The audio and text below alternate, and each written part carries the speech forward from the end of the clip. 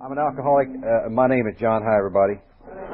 Thanks, Jack, for that deal on step 3. And the comments were good at the end of the meeting. Very good. A couple of thoughts about the evolution of this thing. You know, Charlie and Joe have gotten into some of the aspects of step number 4, and I remember Joe saying that Bill W. he defines self in this particular chapter 4 of the 12 and 12, and there's an awful lot of information in this book. I don't know whether we'll even be able to get through it all or not in the time allocated, because it certainly has a lot of information which does, in fact, enhance the information that we find in the big book Alcoholics Anonymous. I remember the gentleman saying something about the time frame of recovery, and I remember also that my big book said something to the effect about once we've made our decision, which is a third step process, then we at once began to do something about that by validating it. So, as Joe said this morning when he was talking about that, if we want to know when to take the fourth step, it's right after we make our decision to pursue a solution. And as a matter of fact, I'm convinced now through a set of over a period of time of listening to the conference-approved literature of how this program works and eliminating all that BS that I hear elsewhere, then this program is going to work for me. It's going to work for me as long as I can, as long as I take my instructions out of the big book Alcoholics Anonymous and the 12 and 12. That's where the recovery program is found. It is not found in my opinion or your opinion, needless to say. I don't have any new way of staying sober. I was zero. I was one of those zeros we talked about in the second step when we got here. And I believe that my responsibility as a good member of Alcoholics Anonymous is to understand and know the conference-approved literature so well that when I sponsor somebody, I don't have to offer my opinion about anything.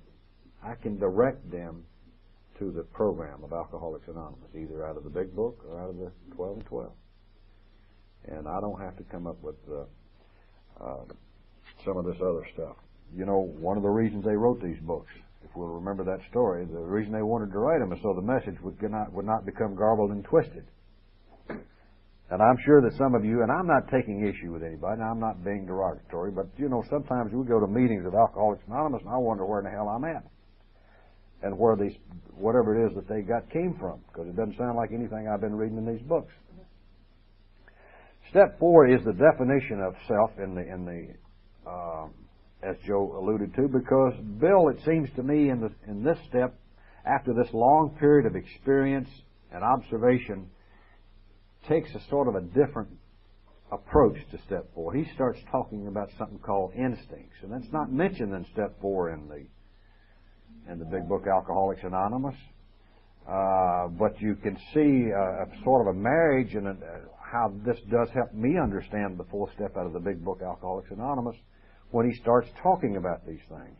The big book is sort of like selfishness and self-centeredness is the root of our trouble.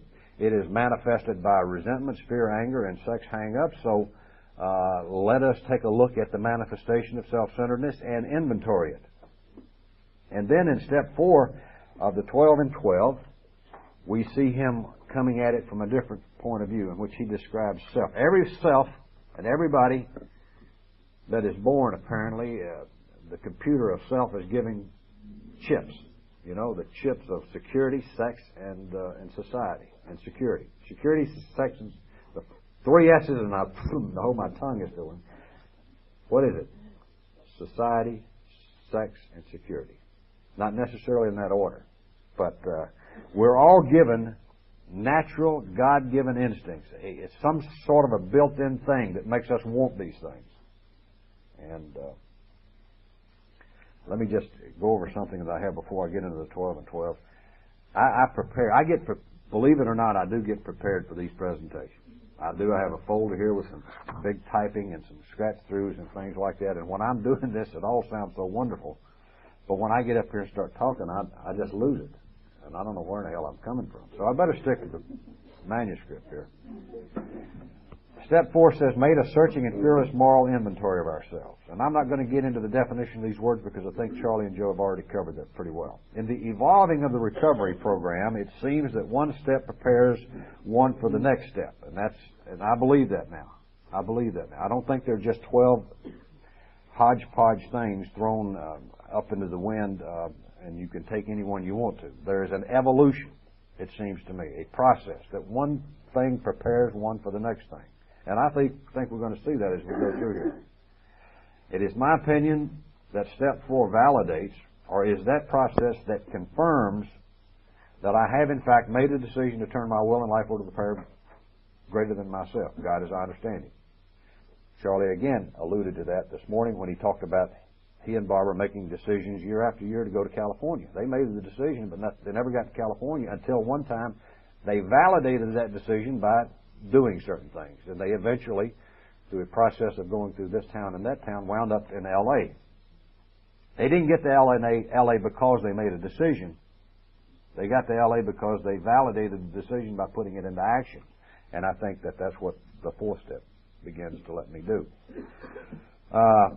In other words, I made a decision to pursue the solution, and step 4 is the first action in that pursuit after I make a decision. What is an inventory? Let's just say it is a written list of the goods in stock.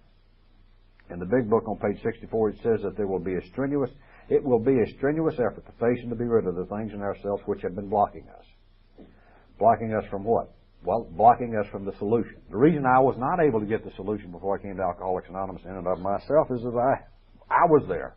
I was standing between the solution and me. And I'm going to begin to uncover and discover those things about me that will allow me to get in touch with the sunlight of the Spirit, the solution. A power source which will solve our problem, a power which will restore us to sane or rational thinking, a power which will break the mental obsession to drink.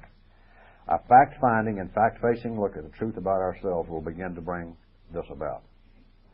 We will also be looking at the obnoxious character traits of our alcoholic personalities. Let me say that for me. I'm an obnoxious character. I don't know about you. Personalities, because we will want to eliminate them from our new personality that we're attempting to develop. And I don't think I have any misunderstanding about what I'm trying to do. The 3rd step did talk about a rebirth process. And that's not to be confused with some of the reborn or rebirth processes we hear about elsewhere. But the 3rd step says that once we take this position that there's going to be a new director in life, we are reborn.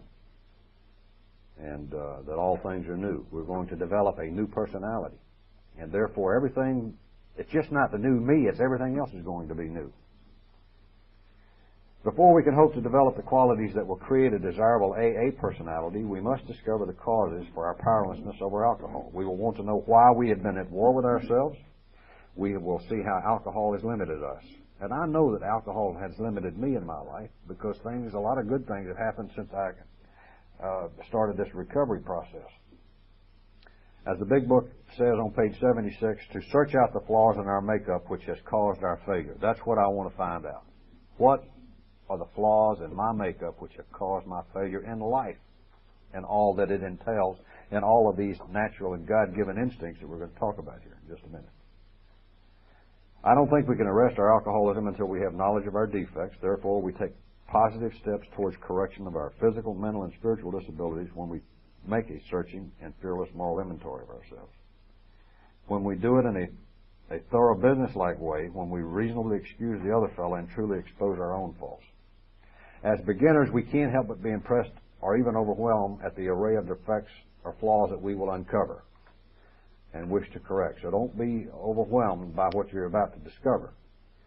Few will be ready and willing to surrender all these defects. We may wish to cherish a few of them and even hang on to some, which we'll hear about in step 6 and 7. This step calls for a complete inventory.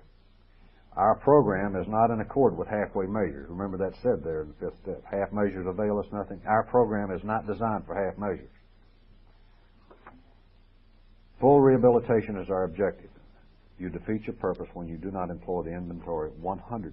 Not 98% or 50%, but 100%. The big book approach is clear and precise. Charlie and Joe will cover it thoroughly as they have already begun to do. I want to talk about the 12 and 12 approach to this step, and we will see a little difference.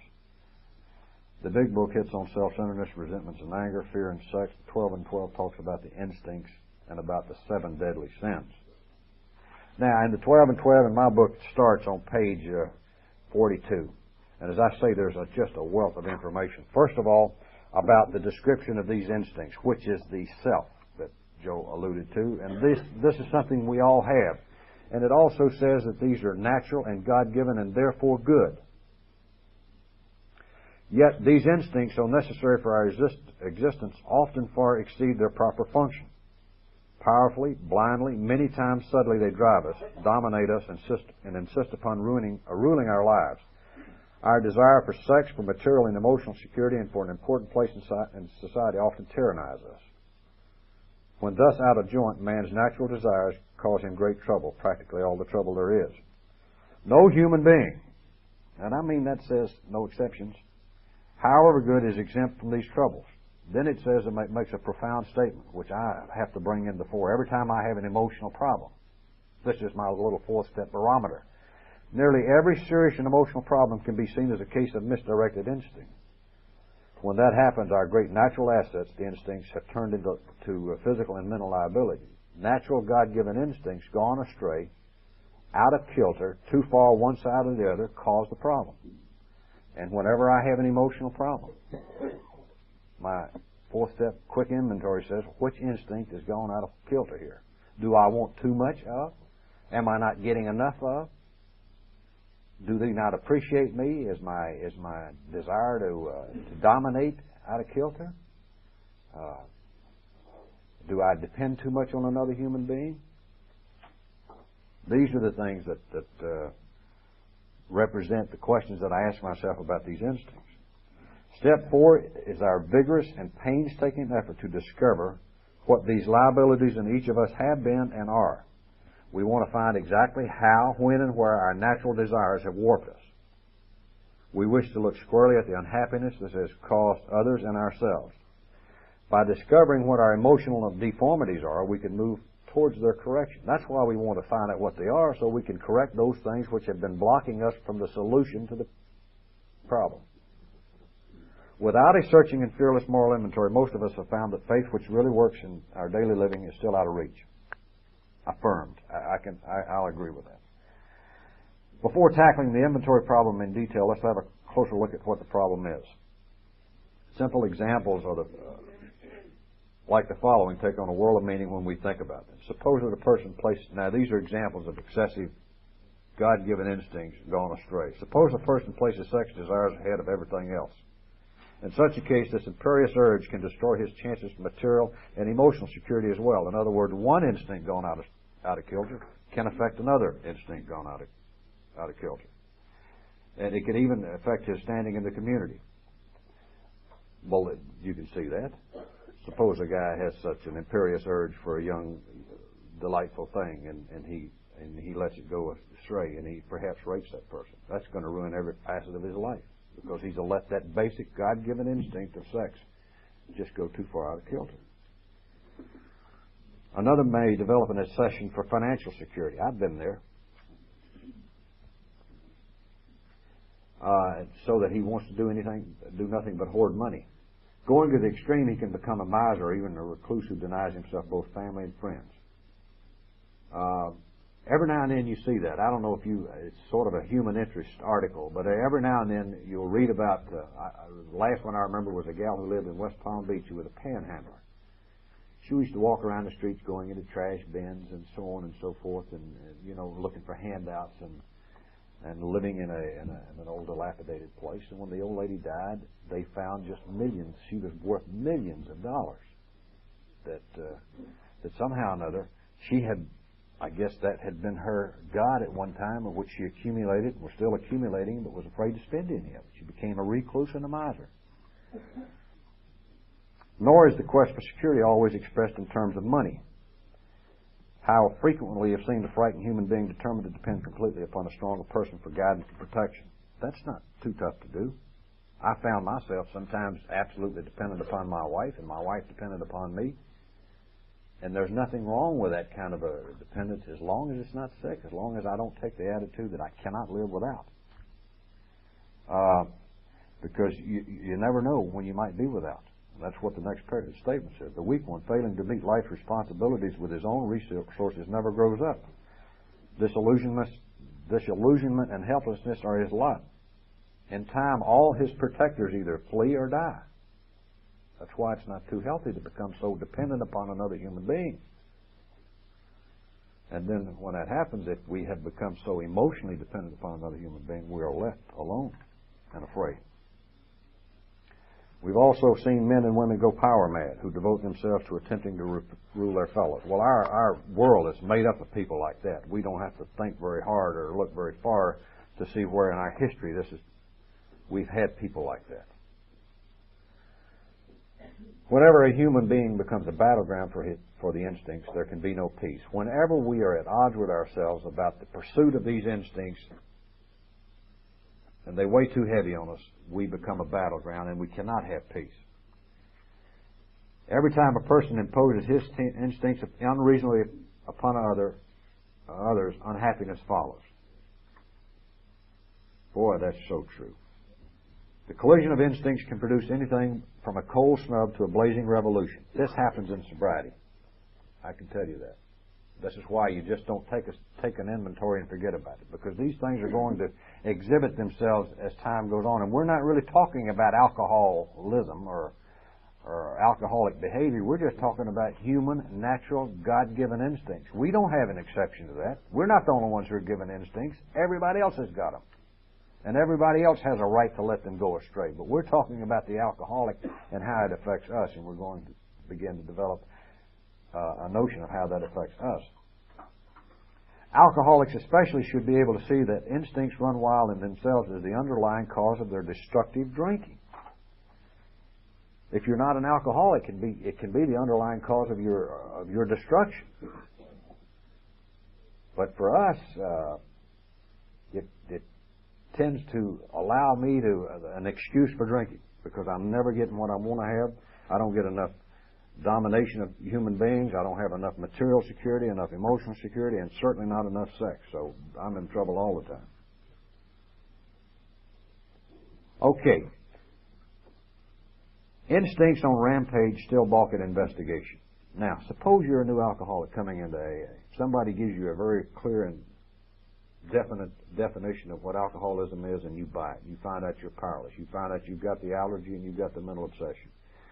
Suppose in a very short period of time you see through the collective power of example in AA meetings that you can believe in a power greater than yourself, and that is in fact the solution. Suppose you make your decision to turn your will and life, your thoughts and your actions over to the power, over a power greater than yourself. That's not going to take, in my humble opinion, a great deal of time if you're following the program of Alcoholics Anonymous, because there's nothing here that is that complicated. I like to remember that the first alcoholics who wrote this book were of the worst variety. They were the real low-bottom alcoholics who were able to get sober. You couldn't find them any worse than this. If you want to know that, look at those 28 stories in the back of the first edition. The worst dredges that could happen were people who were able to get sober following this book or this program. And think about this. When they did start sending books out over this country, they sent them to Spokane, to Dallas, to Kansas City, to Miami, to Jacksonville, to Savannah, to Atlanta, to New York, all over the place. And the folks receiving that book were able to get sober following the instructions and the directions of that book.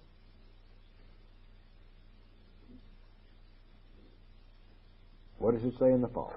We are 100 men and women who have recovered from a seemingly hopeless state of mind and body. To show others precisely how we have recovered is the purpose of this book. And so therefore, I have to think of it in the strong, undiluted form. It is a form of instruction. It is a manual for sobriety. It is a manual for life for this guy. But when we start to instincts upon rampage, balk at investigation, we're going to start looking at our instincts on rampage, because it hadn't been that long since we surrendered to alcohol. But they don't like to be looked at. They're stumbling blocks. The minute we make a serious attempt to probe these instincts, we are liable to suffer severe reaction. Then the book on page 45 in my book starts to tell us some of the reactions that we might have when we when somebody says, well, you got to take an inventory, and you say, oh, shit, me, I don't want to do that. And it says, if temperamentally we're on the depressive side, we're apt to be swamped with guilt or self-loathing at the thought of investigating our behavior and our past actions. And as we morbidly pursue this melancholy activity, we may sink to such a point of despair that nothing but oblivion looks possible as a solution. You just might get so swamped with that kind of depressive thinking that you might want to do something desperate. And, you might just say to yourself, to hell with this, I'd rather get drunk than look at that. Well, my opinion is that you really haven't understood what the problem is, and you really don't know what the solution is, and you really haven't decided to pursue that solution if you get into this stuff. But it's human. That's pride in reverse. This is not a moral inventory at all. It is the very process by which the depressive has so often led to the bottle and extinction. Okay. What about another stumbling block? We talk about the depressive. What about one who is full of self-righteous and grandiosity, who is offended at the idea when we suggest that he take an inventory? No doubt he will point with pride to the good lives that he thought he had been leading before the bottle cut him down. He's a good guy, all right. We shall claim that our serious character defects, if we think we have any at all, have been caused chiefly by our excessive drinking. No more drinking, no more character defects. That kind of logic. I fell for that. I thought that my insanity and my misbehavior was just when I drank. And now that I wasn't drinking, why take an inventory? I don't have anything to look at. How wrong I was. I wasn't reading the book. This being so, we think it logically follows that sobriety first, last, and at all time is the only thing we need to work for. We believe that our one-time good characters will be revived the moment we quit. If we were pretty nice people all along, except for our drinking, what need is there for a moral inventory now that we're sober? There's some of us who think that way. My God, that's not too illogical, is it? So, if we ourselves feel that, this is the book that's going to tell us how to overcome that kind of nonsense. And if we are working with people who have this kind of notion, we're going to know at long last, as good sponsors, where to go to find out how to correct that kind of thinking. Then we clutch to another wonderful excuse for avoiding an inventory. Our present anxieties and troubles, we cry, are caused by the behavior of other people. People who really, it's not me that needs this inventory, it's these other jerks I've been living with. We firmly believe that if only they'll treat us better, I'll be all right. Therefore, we think our indignation is justified and reasonable, that our resentments are the right kind. I can see me hanging on to that, justifying my resentments.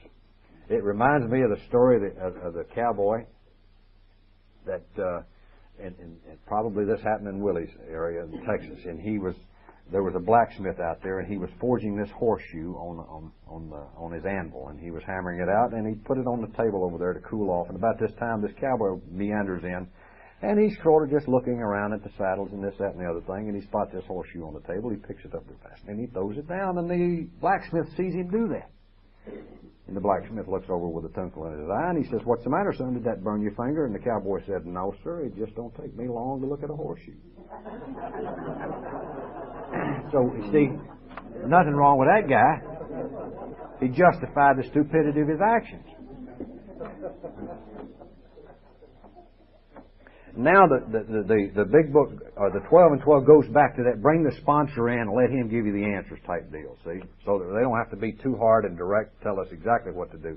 It says, at this stage of the inventory proceeding, our sponsors come to the rescue. They can do this for they're carriers of AA's tested experience with Step 4. That's why I'm saying this is also a manual for the sponsor. Now, this helps us get through it, but it also helps us as we are sponsoring people, because this thing, you're not going to be remembering all this nitty-gritty. This is just sort of like a learning process, and you're not going to read it one time and say, well, that's it. I won't ever have to refer to that again.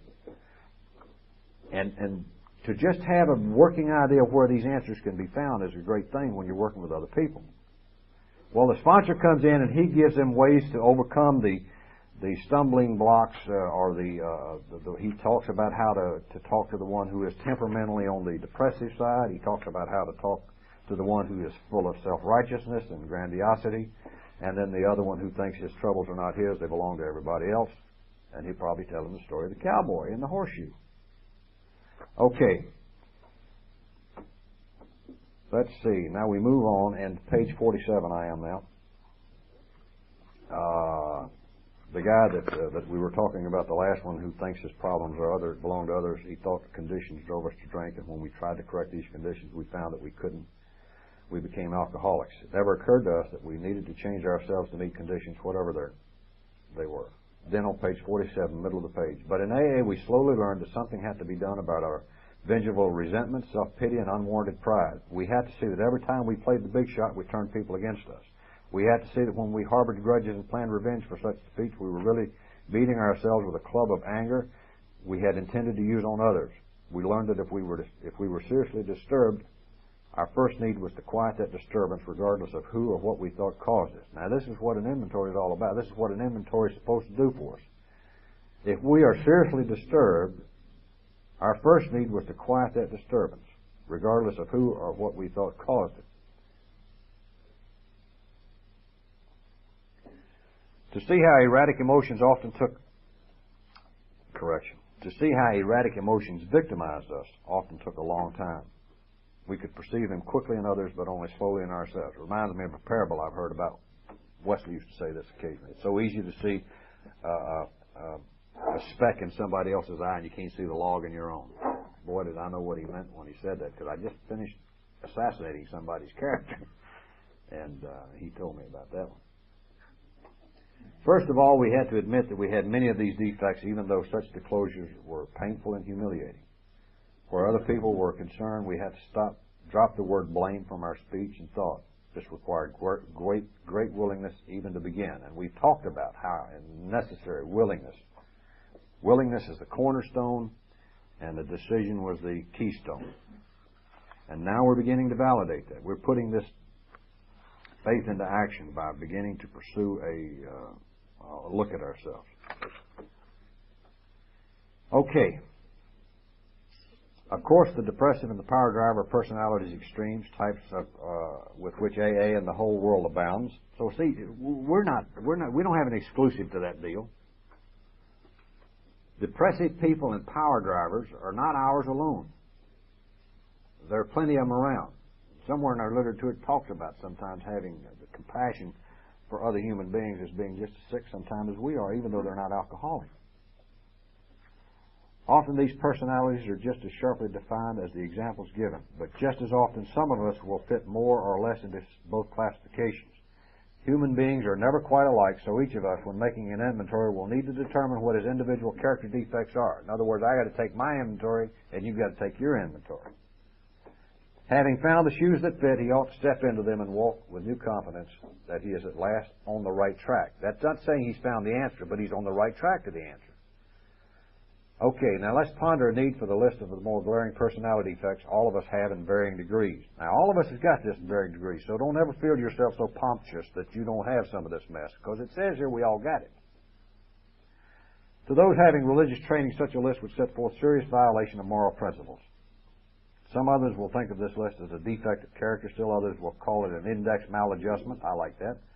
Some of us will become quite annoyed when there's talk of immorality, let alone sin. Some people don't like that, see? But all of us who are at least reasonable will agree upon one point, that there's plenty wrong with the alcoholic about which plenty has to be done if we are to expect sobriety, progress, and any real ability to cope with life. There's plenty wrong with us, folks. To avoid falling into the confusion over the names of what these defects should be called, this is where they get into the 7 deadly sins. Pride, greed, lust, anger, gluttony, envy, and sloth. It is not by accident that pride heads the list. For pride leading to self-justification and always spurned by conscious or unconscious fears is the basic breeder of most human difficulties. That's why pride is so difficult, because it is the exact opposite of humility, which is what the program of Alcoholics Anonymous is all about, is to allow us to gain some humility so we can put ourselves in the right perspective with God and our fellow man. That is, to be servants. Pride lures us into making demands upon ourselves and upon others which cannot be met without perverting or misusing our God-given instincts. When the satisfactions of our instincts for sex, security, and society become the sole objective of our lives, then pride steps in to justify our excess. Pride will justify the excessive use of our God-given natural instincts. So when AA suggests a fearless moral inventory, it must seem to every newcomer that more is being asked of him than he can do. So when AA suggests a fearless moral inventory, it must seem to every newcomer. There's another key word which leads me to believe that it's not a long time between coming into Alcoholics Anonymous and taking inventories, because you're still described as a newcomer. Both his pride and his fear beat him back every time he tries to look at himself. Pride says you don't have to pass this way, and fear says you dare not look. And here we are, we're being lured in by the testimony of others, tried and true people who have tried this inventory and know that it works. And they're trying to overcome the objectives. All right. Let me just, last sentence on page 49. As we persist, a brand new kind of confidence is born, and the sense of relief at finally facing ourselves is indescribable. These are the first fruits of step 4. By now, now this is the conclusion of all this information that they've talked about, it seems to me, on page 50. By now, the newcomer has probably arrived at the following conclusions. That his character defects representing instincts gone astray have been the primary cause of his drinking and his failure in life. Okay, so we know what has caused the failure and caused drinking. That unless he is now willing to work hard at the elimination of the worst of these defects, both sobriety and peace of mind will elude him. That all the faulty foundations of life will have to be torn out and built anew on bedrock. Some of us tried to hang on to them old ideas, and the results nil till we let go absolute. This is another way of saying it. All the faulty foundations of life are going to have to be torn out. We're going to build a new structure here. Now willing to commence the search for his own defects, he will ask, just how do I go about this? How do I take an inventory of myself? Okay, then following that is the answer to the question. A lifetime practice. In other words, you don't finish it. It's a repetitive deal. It's a learning. For me, it was the learning of the ability to be to appraise self and to start looking at self every time there's a problem.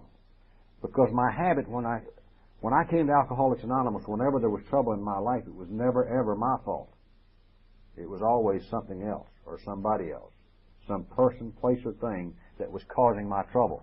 And whenever there was problem, I was always saying, it's not me, it's that. It's her, it's him, it's them. This is a step which allows me, with the faith and the power greater than myself, to take a look at these things so that I can begin to self-appraise and look inside me. This is the problem. What have I done to cause this deal? And then we began to take each of these areas and ask their specific questions that are asked about security and sex and society. Okay, the first one they consider, it looks like, is that sex deal on page 50. You're taking an inventory and you want to know what to look for. Here are the questions you ask yourself. When and how and in just what instances did my selfish pursuit of sex relations damage other people and me? And you got to ponder that. And you're going to put that on that list, that sample list that Charlie and Joe gave us. What people were hurt and how badly? Did I spoil my marriage or injure my children? Did I jeopardize my standing in the community? Just how did I react to these situations at the time? Did I burn with guilt or that nothing could extinguish? Or did I insist that I was the pursued and not the pursuer? Oh, I've used that one. And then that way I'm innocent. How have I reacted to frustrations in sexual matters? You don't have to worry about having some pretty pertinent questions about these areas, do you? When denied, did I become vengeful or depressed? Did I take it out on other people? If there was rejection or coldness at home, did I use this as a reason for promiscuity? Okay, that takes care of some areas. Questions one would ask about sexual habits. The sexual instinct gone astray. Also important for most alcoholics are questions they must ask about their behavior respecting financial and emotional security. Financial security, it has to do, we got to have some of that. We got to have some financial security. Big Book says on page 127 or thereabouts that we get spiritually right before we get financially right. And I don't know which one is the most important. but it said that spirituality always precedes material success. So it kind of tells me that spirituality is rather important in terms of pursuing material security. Okay, here's some other questions we can ask ourselves about the material security. I'm on page 51.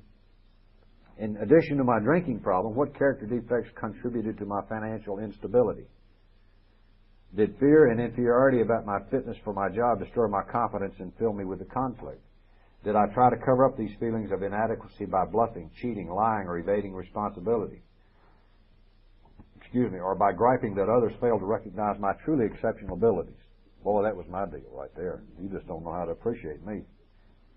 It didn't take me long to figure out the companies I was working for, and I should have been president, and then pretty soon I was out looking for another job. Did I over-evaluate myself and play the big shot? Did I have such unprincipled ambitions that I double-crossed and undercut my associates? Was I extravagant? Did I recklessly borrow money, caring little whether it was repaid or not? Was I a pinch penny, refusing to support my family properly? Did I cut corners financially? What about the quick money deals, the stock market, the races? What about these things in sobriety, John? Businesswomen in AA will naturally find that many of these questions apply to them also, but the alcoholic housewife can also make the family financially insecure. See, here's the woman who's not been out in the business world, who finds herself an alcoholic. Here's a few questions you can ask yourself about financial or material security. How about juggling them charge accounts, manipulate the food budget, spend their afternoons gambling? I can just see my wife doing that, afternoon gambling. And the mental pictures that run through my mind. That run her husband into debt by irresponsibility and wasting her. I got to underline this and show this to her. She might need to read this. But all alcoholics who have drunk themselves out of jobs, family, and friends will need to cross-examine themselves. Okay, now that takes a list. That's a look at some questions one could ask themselves about emotional security. You got to address these things. You know, we all have it. You see, we got desire to be accepted, the society instinct. We got the sex instinct and the security instinct, and we have to take a look at these things because I'm not going to get ahead, but we're going to have to start to take these things are going to have to be addressed because they have been blocking us from the solution, the sunlight of the Spirit, God as we understand Him. See, that's why we're doing it. This is not just a fun and games deal on look who I am type deal. We're doing this for a very definite reason. And this is a book that's helping us out. Combined with the information we find in the big book, Alcoholics Anonymous, and the samples that Charlie and Joe are going to give us when they pick up again after dinner tonight, we're going to find that that information with this will really allow you to take a good inventory. The better the inventory, the better you look at yourself, the easier it is to work on those things which have been blocking you from the sunlight. Common symptoms of emotional security are worry, anger, self-pity, and depression. These stem from causes which sometimes seem to be within us and at other times come from without. To take an inventory in this respect, we ought to consider carefully all personal relationships which bring continuous or recurring trouble. And then they go into some questions, looking at both past and present. What sex situations have caused me anxiety, bitterness, frustrations, and depression? Practically all of them, I'd say. Appraising each situation fairly, can I see where I have been at fault? Did these perplexities beset me because of selfish and unreasonable demands? Or if my disturbance was seemingly caused by the behavior of others, why do I lack the ability to accept conditions I cannot change? These are the sort of fundamental inquiries that can disclose the source of my discomfort and indicate whether I may be able to alter my own conduct and so adjust myself serenely to self-discipline. So you've got to take a look at these things so you can make the adjustments. Then you're going to go into this financial insecurity a little bit more. Let's see. I can ask myself to what extent have my own mistakes fed my gnawing anxieties. Now these I'm not going to look at too good because I don't want to confess to these things. And if the actions of others are part of the cause, what can I do about them? If I am unable to change the present state of affairs, am I willing to take the measure necessary to shape my life to conditions as they are?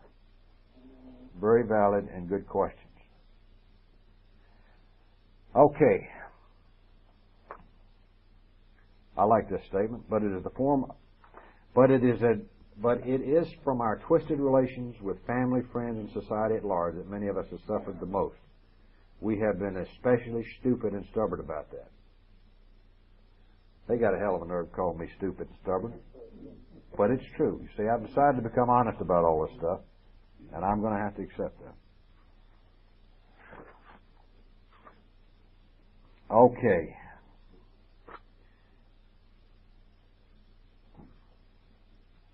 Page 53 for me, last paragraph. Some will object to the many of the questions posed, like we've gone through the samples that I've given, because they think their own character defects have not been so glaring. Boy, do I try to whitewash myself. Now, that's why, another point before I forget it, I need to mention this. That's why I think it's very vital that you go through this thing with a good, understanding sponsor. Go through this thing with him or her, and whenever there's any doubt or questions or whatever, consult with them. Because there's nothing in here that's supposed to hurt you. It's just you made a decision to turn your will and life over to the care of God. Now you want to validate the decision by taking a look at yourself. To these it can be suggested that a conscientious examination is likely to reveal the very defects that objectionable questions are concerned with. Because our surface record hasn't looked too bad, we have frequently been abashed to find that this is so simply because we have buried these self-same defects deep down in us under thick layers of self-justification. Whatever these defects, they have finally ambushed us into alcoholism and misery. Profound statement. Therefore, thoroughness ought to be the watchword when taking the inventory. Remember, that's also stated in the fifth step. We have to be thorough from the very start. In this connection, it is wise to write out our questions and answers. Well, we already know from the big book how wise it is to start an inventory with pencil and paper. It will be an aid to clear thinking and honest appraisal. It will be the first tangible evidence of our complete willingness to move forward. The fourth-step inventory is the first tangible evidence, something you can hold in your hands and see, and you take a look at it and say, oh, this is who I am. This is John Williams. I don't like what I see, but this is what I have to see in order to proceed on.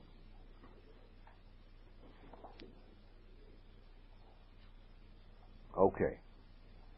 So what we have done is taken a look at the fourth step as talked about by the 12 and 12. Natural God-given instincts. They're not going to be mentioned in the big book. I mean, Bill didn't get into it, that aspect of the inventory in the big book, Alcoholics Anonymous. And but this step out of the 12 and 12 helped me to look deeper, to ask questions that are not. I don't find these questions in the big book, but they're very valid questions, which help me to understand how my security, sex, and society instincts have gone astray. The measure of a character defect, then, is to the extent that the defect or the instinct has gone astray. That's the measure. See, we're not supposed to get rid of instincts. The instincts are going to be with us forever and ever and ever, as long as we're alive and breathing. We're going to have these natural God-given instincts. What I needed to do as an alcoholic was to recognize where they went out of kilter and to bring them in line, you see, so that they weren't exaggerated, so that I didn't want too much of material. I didn't have to depend on other human beings to the extent that I had, and my sexual instincts got in line as an unselfish operation, not the way it had been conducted, see. And recognizing these things, because I used to think that I was failing my program if I had a resentment. I used to say, well, I'm not doing a real good job because I got a resentment. But I find out that I'm going to have resentment. It's what I do with them as a member of Alcoholics Anonymous that's going to determine whether I'm going to get in trouble with it. I've had resentments which have caused me to get off my butt and do something positive. So they're not all bad. But it's when I do that reliving of the deal in which I keep getting better and they keep getting worse, and I finally take some action against them to get even. That's when I'm in trouble. All right, we have about 10 minutes before our dinner break, and I have very quickly gone over the fourth step out of the 12 and 12. There's much more here than I was able to cover, but I would strongly suggest you get into this, especially if you're working with other human beings or other alcoholics. This is a fantastic step to help you help them. once, of course, you've helped yourself. Anybody want to make any comments on step 4? Good. We got time, folks. You know, step 4 is a lot of people. If you ever do a little personal survey, you talk to a lot of people, and I do that occasionally. And people who are sober a pretty good while sometimes. I'm talking about 2 or 3 years. A lot of times they haven't done step 4, and I believe that they haven't done step 4 because they haven't been sponsored. If they had the information that we're able and privileged to go through this weekend in the same process, starting at the beginning and understanding these things, there's no reason not to take an inventory. Almost because of the information that is laid out in the big book, Alcoholics Anonymous, I can't wait to find out. I want to get with the solution. So the inventory allows me the opportunity to find out what it is about me that's been blocking. But if I tried to take these steps off the darn wall, I wouldn't do it. I would probably not get beyond the first step, like I said before. I just looked at it and said, alcohol is my problem. If I don't drink, everything's going to be fine. I don't need to go beyond that. I'm not insane. Third step looked like an altar call to me, and I didn't have any need for that. And therefore, I certainly didn't need an inventory. I wasn't drinking anymore. I was a nice guy when I didn't drink, so why in the hell do I need to take an inventory? That kind of thing, left to my own devices, looking at it off the wall. But coming from a point of reference in the beginning of the big book, having the problem described as an allergic obsession and illness, and beginning to identify with insanity, reading the Jaywalker story, I don't have any trouble at all identifying with insanity. And when I really looked at the step 3 as being just a decision to pursue a solution, and it wasn't all that garbage that I thought it was, based on my preconceived notions. It's a very simple affair. And when I heard Charlie and Joe talk about step 4 being a validation of the decision was not even valid until I started doing something. It helped me because I saw a lot of people in AA I respected that were sober a long period of time, and I said, "What step are you on?" "I'm on step 3. Well, I thought initially that, well, hell, you get there and you rest a while. It was almost like that purgatory I was talking about. Develop a perfect relationship with God, and then you can move on, perhaps. That's what I thought. That's what it seemed to be. But following the instructions, following the program of Alcoholics Anonymous as it was laid out by those first 100, and it hadn't changed, done that way, it's a very acceptable and palatable way to recover from alcoholism. And there's nothing there to harm me. It's not too hard to take, and it's not too hard to understand. And sometimes, I had the kind of sponsor who, when I started questioning, well, I don't understand why I do it, he said, you do it. The understanding will come. If I waited till I understood this mess before I did it, I'd never do it. Never. That's the kind of alcoholic I am. Well, we're down to 7 minutes. Anybody have a comment on... Yes, sir. Come on. Yeah. Hi, friends. My name is Steve Drysdale. I'm still an alcoholic and drug addict. I see it. I like this step. This is the step that let me know what was wrong with me. The third step, I didn't feel no nearness or awareness of the God of my understanding. It was after I finished this step that my sponsor clearly pointed out to me that I was now aware of what the problem was with Steve and what the manifestation of my disease was. And it's very unfortunate in the area that I come from, which is in the Metro Toronto area, that there are very few people who are carrying the message that there is a solution, and it's in the 4th step. That when you try to find someone or ask someone to help, very few people say you're not ready. And the reason they're telling the newcomer, and the reason that the lady that put these statistics up on the board today and showed us why a lot of these people were leaving, I don't believe all these people are going back and getting drunk. Maybe some of them. But what the hell did they find when they were here? I don't know about anybody else in this fellowship, but the worst time of my life was when you took my mood-altering chemicals from me and I had to live without it. I was in hell and I had no way of getting out. there was something wrong. I didn't know what it was, and this step revealed to me what it was. And it's my job as a sober member of Alcoholics Anonymous. My sponsor told me when I finished these 2 steps, step 4 and 5, that I had graduated to the big leagues of Alcoholics Anonymous. That I now had a solution for a suffering drunk. And that I was to carry that message to them. And that's my job with this step. To practice it in my own life and continue to maintain my own contented sobriety. Because I can't now no longer say I don't know what's wrong. This step revealed to me what the problem is. I have a spiritual advisor and a sponsor to maintain my life and my own contentment and my sobriety. And that's what I'm to carry to the suffering alcoholic. So that they don't have to go and say, this doesn't work. Alcoholics Anonymous doesn't work. I'm very fortunate. I have a camper that's over sitting in Wasaga Beach, and I live on a little street in that group. It's called Booze Alley. And I am the only sober member that lives on that street. And I stick out there like a sore thumb. And I have all these people telling me that they only drink on weekends. And they spend 2 and 3 weeks at a time there drunk. But it's only on the weekends. And I carry there the very powerful message of this fellowship. And I don't have to open my mouth. All I have to do is sit out in my backyard or roam around my yard, and they see the message. That I can do the same thing they're doing, have a damn good time, enjoy myself, and I don't have to drink to do it. And it must be bothering them because they're talking about it. Social drinkers don't worry about what their neighbors are doing. But this step to me revealed everything that was wrong with Steve.